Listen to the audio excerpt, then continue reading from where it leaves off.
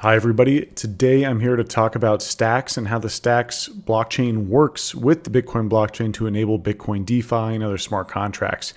This has been a really fascinating kind of foray down how it works, the consensus mechanism, and everything else. So hope you enjoy what we're about to dig in on. Before we begin, I want to give a shout out to my sponsors, Ledn. Ledn is the best place to lend out your Bitcoin and earn a yield or borrow against it. Full disclaimer, I personally use it, but know that you are taking risk when you go use this product. All right, let's go ahead and get back to Bitcoin DeFi with Stacks. So I'm going to switch over to my screen. And I first write about this in the Held Report. The Held Report is a newsletter that I send out every Thursday. And this one was a ton of fun to write up on because I got to dive in, check out all the different tools that for the Stacks blockchain. I got to talk to the Stacks founders, Munib, and it was a ton of fun digging in on this. All right. So the week before, a couple of weeks ago, I wrote up an article on Bitcoin DeFi, around DeFi in general. So what does DeFi stand for? DeFi stands for decentralized finance. Now, a lot of this activity has been happening over on Ethereum.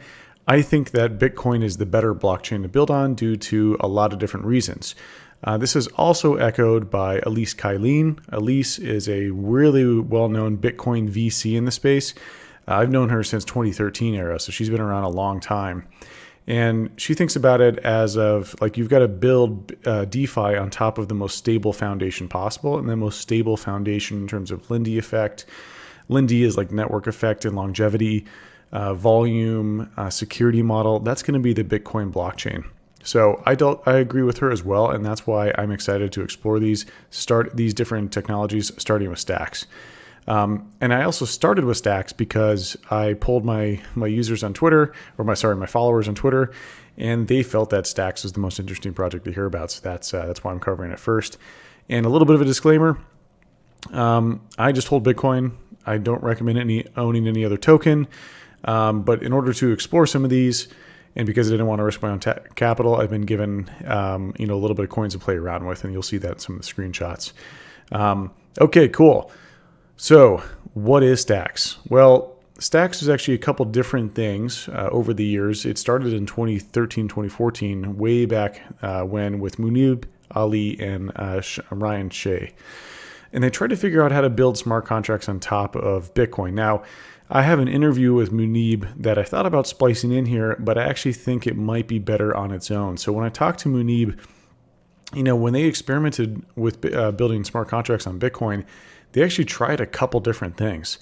They tried working with the op return field. They worked with actually having DeFi, basically every single transaction on the Bitcoin chain, having that be incorporated into some sort of smart contract functionality, which they found to be kind of like prohibitively expensive due to the expensive and on-chain Bitcoin transaction and those fees rising over time. So they've tried a lot of different things to make Bitcoin DeFi work. And so what is Stacks? Well, Stacks is a layer one blockchain, so it's a separate blockchain that uses Bitcoin for trust and record keeping. So it's kind of rooted or anchored into the Bitcoin blockchain.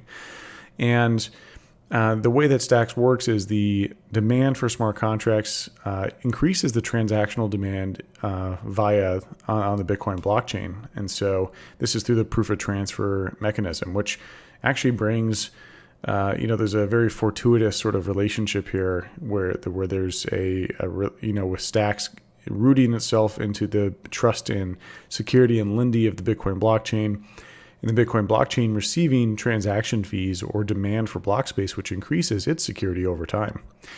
So the way that, and I pulled this visualization from one of their visuals, they kind of think of Bitcoin as this strong, sturdy foundation, Stacks being built on top of that, and then other things that can be enabled, like in Web3, on top of the Stacks blockchain. Okay, so why Bitcoin? Why choose to build Bitcoin? Why choose to build Stacks on Bitcoin? Lindy, I covered this a little bit ago. Bitcoin has been around the longest. It's the most recognizable asset. It's got the deepest pool of liquidity, the most number of institutions, retail traders that believe in it. And then, to the asset part, Bitcoin is the highest market capitalization, volume, and trading infrastructure, and has the deepest trading infrastructure for any cryptocurrency. It is considered to be a store of value, even by legacy institutions. And then finally, stability. So Bitcoin the Bitcoin community and the Bitcoin core development team, which is comprised of hundreds of folks, they all take pride in the fact that Bitcoin is slow to change. This is good because when you're building the financial system, you don't want to build it on a constantly changing foundation. You want to build it on something that's going to be around a long time.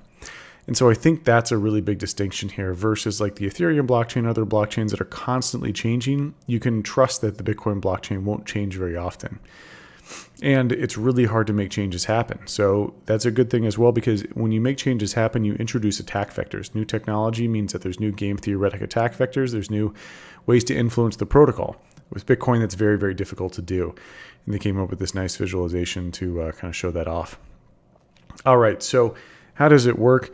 Well, it gets a little confusing here in terms of mining and proof of transfer. Essentially, the way that the Stacks blockchain sort of anchors itself to the Bitcoin blockchain is via Stacks. There's like a lot of transactions going on, but then they only they only go into one Bitcoin block. So you can see this anchor block essentially going into one Bitcoin transaction. And so all of this information is conveyed in that one transaction, that hash that's put in the Bitcoin blockchain. So what that means ultimately is that Stacks is rooted into the Bitcoin blockchain in terms of taking states of their chain and anchoring that into the Bitcoin blockchain. And the way that what's really interesting in terms of how the mining works is to incentivize mining. Miners receive freshly minted Stacks tokens. So Stacks is the native token of the Stacks blockchain. And so this visualization goes through how that works. So miners, because the way that Stacks works is it's a modified proof of burn system. Proof of burn would be miners provably burning some sort of proof of work currency, and then they receive that native token in response. And instead of that happening, so here you can kind of see the process where miners transfer Bitcoin in a typical proof of burn function. Instead of that happening, and these miners, whichever one receives the block reward, gets new Stacks. But instead of that happening, they have something called a proof of transfer system. So proof of transfer takes that, those coins that would have otherwise been burnt and transfers them to stackers. So stackers are hodlers of the Stacks blockchain, and they receive Bitcoin as a yield for holding on to Stacks. And so that's where it's a little bit confusing. It took me some time to kind of get my head around this, because you can earn a yield of Bitcoin from holding Stacks. Now, this is not a yield on top of your Bitcoin. To be clear, you're holding another token. But what they're doing is essentially the miners are bidding to become the leader and to win a block reward. And from bidding BTC, that BTC gets transferred over to stackers.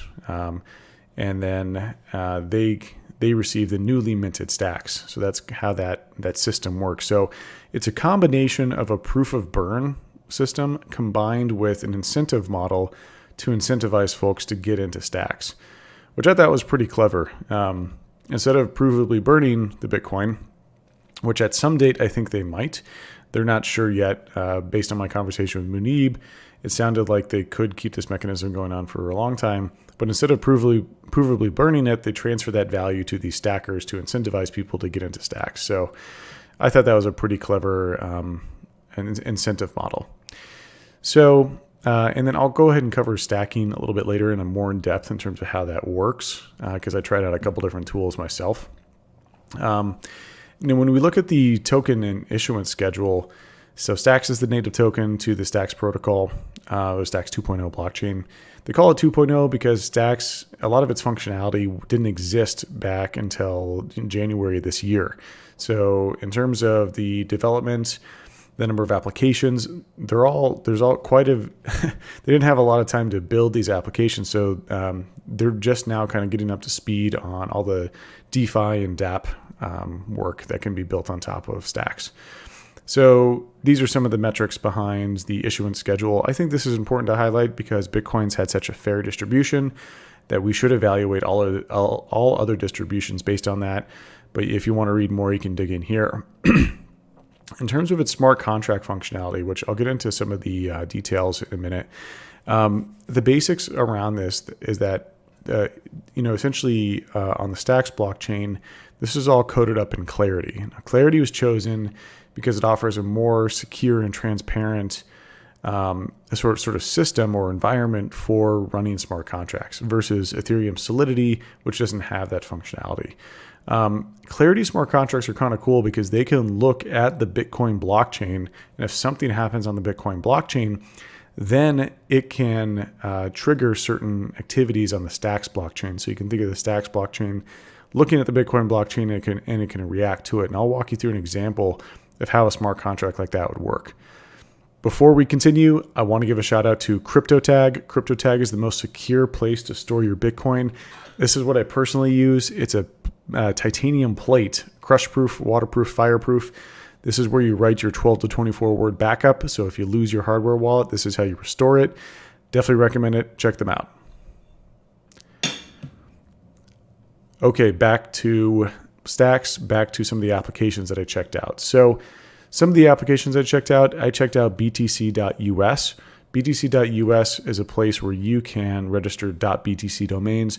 This is very similar to the .eth domain registration in terms of popularity, and it's one of the more popular dApps that they have. So you can add any word here, like you can type in like Danimal. See if you get looks like that's available. So you get Danimal.btc, and then you can go ahead and register that and get it registered on the Stacks blockchain, which that's, I think, a pretty fun, popular sort of dApp that people can check out. And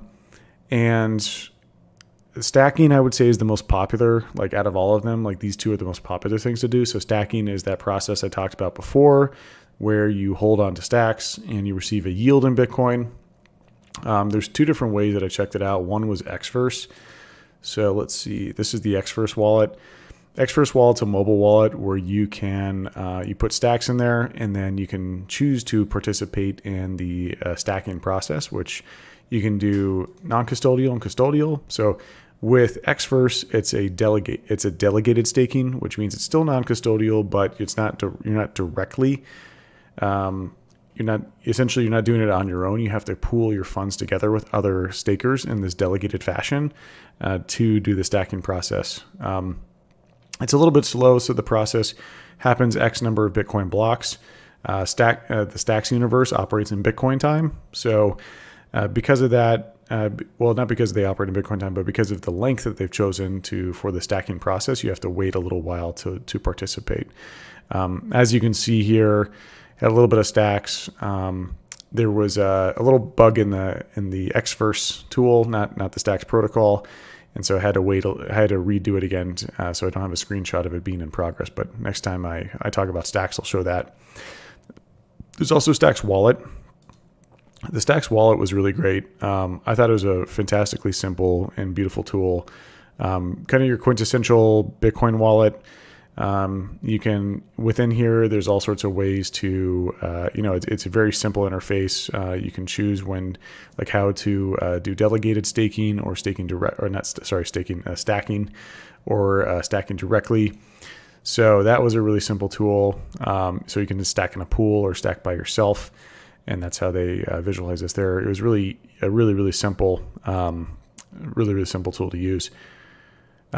Arcadico. I've spent a lot of time trying to pronounce this name. Arcadico is a new project. So Arcadico is a project that just came out a few months ago. It's essentially trying to build a stablecoin, crypto collateralized stablecoin. So kind of like a maker DAO for the Stacks protocol. Now, there was something really cool here that Munib talked about, and that I finally got to understand after talking to him further around how a smart contract works, where it observes the Bitcoin blockchain. So whether you're using Arcadico and their algorithmic stablecoin or a centralized stablecoin like USDC, either way, let's talk about an example of how this would work. So on Stacks, you'd have a USD balance of $70,000. And so that'd be $70,000 you have on chain. Let's say that it's USDC, and you want to borrow one Bitcoin, $35,000 equivalent value. So a lender would enter into a smart contract with you on the Stacks protocol that monitors the Bitcoin blockchain. On the Bitcoin blockchain, the lender would transfer you 1 Bitcoin on the Bitcoin blockchain to an address of your choosing, so a wallet that you control on the Bitcoin blockchain. Now, if you miss a payment, so let's say the payments are on the Bitcoin blockchain, the Stacks protocol can monitor the Bitcoin blockchain and look for payments going to a certain address to the lender. Is the borrower paying back the lender in terms of, are they paying them back in terms of interest, or if it's or they have to principal payment at a certain time, or let's say the price of Bitcoin goes up dramatically, so they get margin called. So in that pricing data of the price of Bitcoin to dollars is piped into the Stacks protocol. Then based on the Stacks smart contract, the US dollars, which is the collateral, the USDC, can be seized or transferred automatically to them based on these certain conditions. So essentially, the Bitcoin protocol doesn't know that any of this is going on the Stacks protocol, but Stacks is observing the Bitcoin protocol and can make smart contracts that act based on behavior going on in the Bitcoin blockchain. So as I mentioned before, the Stacks is technically Stacks 2.0. So Stacks only became functional really early 2021. And these are the couple DeFi applications that exist now. There's a bunch of other ones too. These are some other ones that other folks recommended to me. So you can go check them out, from messaging, NFTs to derivatives. In terms of what's available in terms of like all the different dApps out there, you can check them out on their website. There's also some really cool things around like their accelerator. So they've got an accelerator that is a mentorship program for a bunch of the startups that want to build on top of the Stacks protocol. And they also have Stacks Foundation. So these are like grants versus an investment. So these are grants given to different projects that are working on the protocol. So you can check those out all here. So I've got the links here, and I'll include the links below on YouTube to Stacking, the Accelerator, and Foundation. So in conclusion, I want to say I hope you enjoyed this deep dive. It's been a weird journey for me. I'm a Bitcoin only sort of dude, but it's been fun learning about how we could build smart contracts on top of Bitcoin, and certainly the functionality of Stacks, where it looks at the Bitcoin protocol and looks for how things occur there, and that can be piped back into smart contract logic. I think that's super cool. Also, I think that it is interesting where you have the miners on the Stacks protocol spending or transferring Bitcoin, so increasing transactional demand for Bitcoin and increasing demand for Bitcoin in general due to how the mining process works for Stacks. So I think that's great and value accretive to Bitcoin long term. But yeah, I hope you enjoyed. I think this is a really interesting dynamic. I've got more in the series coming out. So if you like this, definitely give me a comment or a like or a subscription. It really helps me out. And let me know what you think. Cheers. Bye.